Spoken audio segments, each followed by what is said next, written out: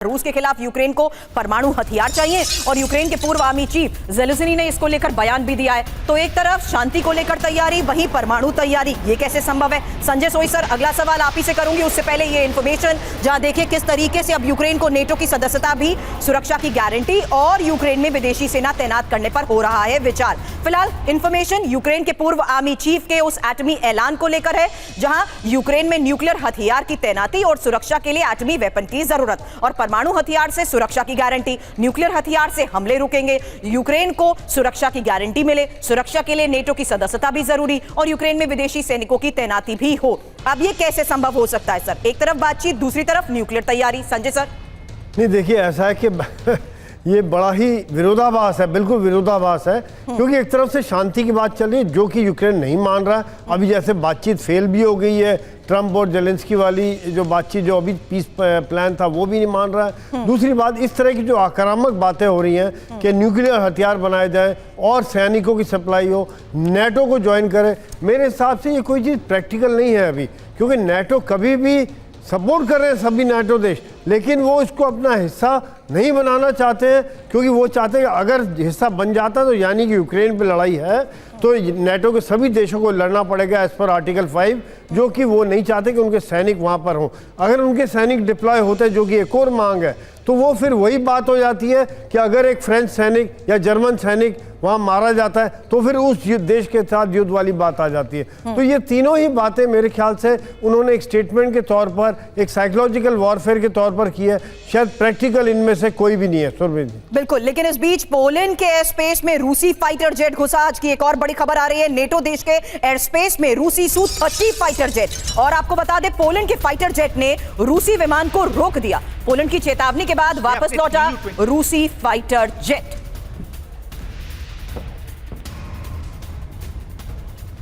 हालांकि नेटो देश में रूसी हवाई घुसपैठ को लेकर आज एक और बड़ी खबर है, क्योंकि पोलैंड के एयर स्पेस में रूसी Su-30 जेट घुसने से हड़कंप मच गया और रूसी Su-30 ट्रांसपॉन्डर बंद कर पोलिश एयर स्पेस में घुसा। हालांकि ट्रांसपॉन्डर बंद होने से ही देर तक पोलैंड के रडार पर विमान नहीं आया और बाद में मैनुअल तरीके से ही रूसी विमान का पता लगाया गया। Su-30 फाइटर जेट ने बाल्टिक सागर के ऊपर उड़ान भरी है। मनीष, इसीलिए मैंने आपसे ये सवाल भी किया था और आखिर में कहा था कि क्या ये बाल्टिक देशों के लिए आने वाले वक्त में वल्नरेबल सिचुएशन हो सकती है, क्योंकि रूस के एयर स्पेस वायलेशन के खिलाफ क्या नेटो देश और पोलैंड की सीधे एक्शन की ये तैयारी, क्योंकि पोलैंड की वायुसेना एक्टिव है, पहले रूसी जेट को वार्निंग दी। पोलैंड के F-16 MiG-29 फाइटर जेट ने उड़ान भरी। पोलैंड के F-16 MiG-29 ने जैसे ही विमान उड़ान भरी, खदेड़ दिया। बड़ी बात यह है, मायने समझिए, रूस का अगला टारगेट पोलैंड और पोलैंड के एयर स्पेस का बार बार हो रहा उल्लंघन और रूसी जेट पोलैंड से खतरे के आंकलन में भी जुटे हैं। मनीष, देखिए, सबसे बड़ी बात क्या है, मैं आपको जमीनी हकीकत बताने की कोशिश करता हूं कि बाल्टिक सी रूस का भी सीमा है, पोलैंड की भी सीमा है और बाल्टिक सी में ही आइलैंड है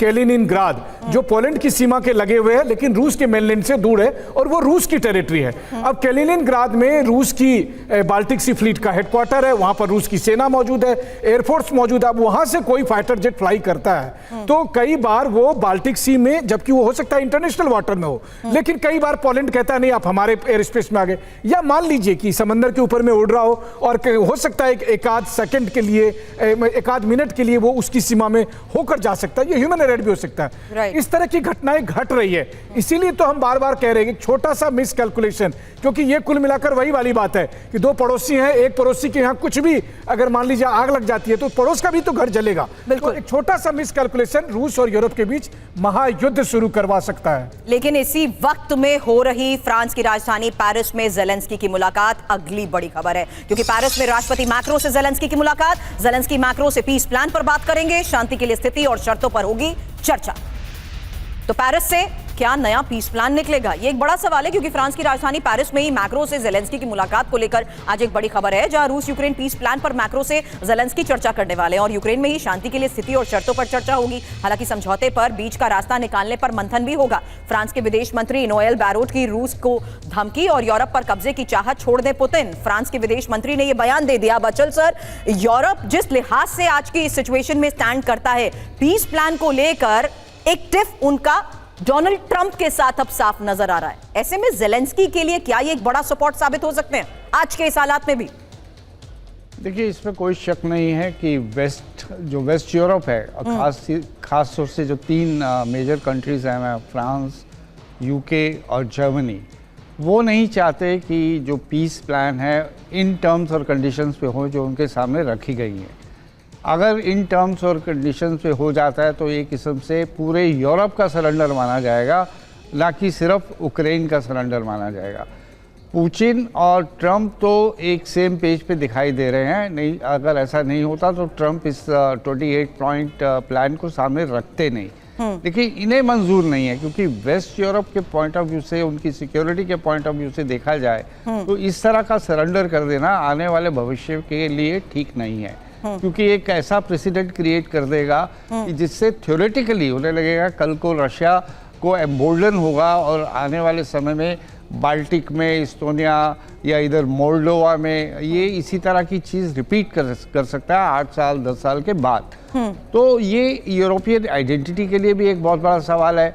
और यूरोप के जो 3 नेता, 3 जो लीडर्स हैं, वो यूरोपियन लीडरशिप के लिए भी एक दूसरे के साथ कंपटीशन में रहते हैं हमेशा। Right sir. कुल मिलाकर अमेरिका इनके साथ है तो बहुत अच्छी बात है, और अगर नहीं है तो भी ये दिखाना चाहते हैं कि यूरोप भी अपने आप में 29 देशों का यूरोपियन यूनियन जो है जी, they also want to make a difference, Right. और उनको आप हल्के में नहीं ले सकते।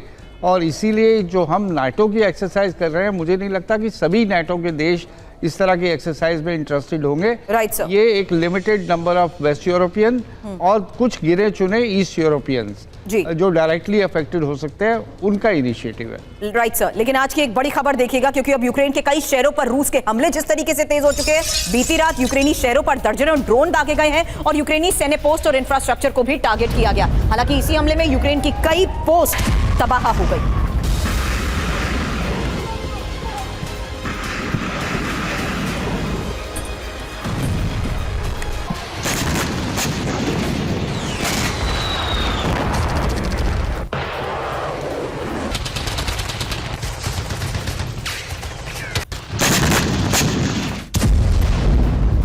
तस्वीरें आपने देखी, अब इंफॉर्मेशन, क्योंकि यूक्रेन के कई इलाकों पर रूस ने कब्जा कर लिया है। ये एक बहुत बड़ी खबर है। और यूक्रेन के किस किस इलाके पर रूस ने कब्जा कर लिया है, मैप के जरिए एक इंफॉर्मेशन आपके सामने, क्योंकि चाहे लुहांस्क हो या डोनेट्स्क, ज़ेपोरोजिया हो या खेरसों, क्रीमिया, बाख्मुट, इजियम और साथ ही नोवा काखोवका, मारियोपोल, मेलिटोपोल और वोल्नोवक वो जगह है जहां पर अब यूक्रेन में बड़े स्तर पर रूस कब्जे का कर रहा है दावा। लेकिन इस बीच बड़ी खबर है रूसी राष्ट्रपति पुतिन के भारत दौरे को लेकर, क्योंकि 68 घंटे बाद रूसी राष्ट्रपति पुतिन का यह भारत दौरा और 2 दिन के भारत दौरे पर राष्ट्रपति पुतिन। हालांकि रूसी राष्ट्रपति पुतिन 4 दिसंबर को भारत आएंगे, 23वीं भारत रूस एनुअल समिट में शिरकत करेंगे। पीएम मोदी से पुतिन की द्विपक्षीय वार्ता होगी।